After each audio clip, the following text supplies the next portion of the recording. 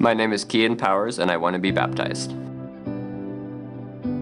I grew up very knowledgeable of the truth, but there was a lot of confusion I wouldn't admit to. I saw a lot in the Bible that I didn't quite understand, and I saw a lot in my life I didn't understand, and instead of taking that to God or taking it to someone I could trust and that would lead me in that way, I just kind of kept it to myself. I think there were a few different reasons for that. I think my pride contributed a lot. I think most of all, my want for the world to be right in some ways so that I could do what I wanted contributed a lot as well. I knew all the right theology, but I didn't like it in some sense, and I only knew God from a distance instead of in my heart.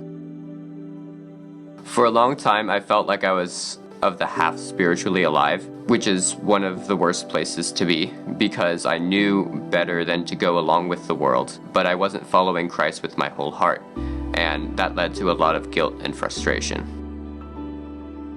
I took the opportunity to pursue a romantic relationship that was filled with sin, and I was determined that I wouldn't feel guilt about my choices anymore. Even though I'd blocked my heart to guilt, Jesus still found a way to save.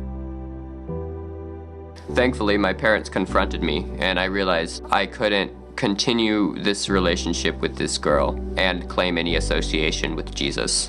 Here, God used Satan's devices beautifully against him, because for a long time, Satan had used the lie that I couldn't be loved in totality, just the way I am, the way God claims to love me. But he also told me that the reason I should pursue this girl instead of God was that she was going to love me in totality, just the way I am. As I prayed during that breakup, I found God saying to me that as much affection as I've felt for this girl, it doesn't come anywhere close to the affection God has felt every second towards me. And if that's true, then that suffering and all sufferings really aren't worth comparing to the glory to be revealed.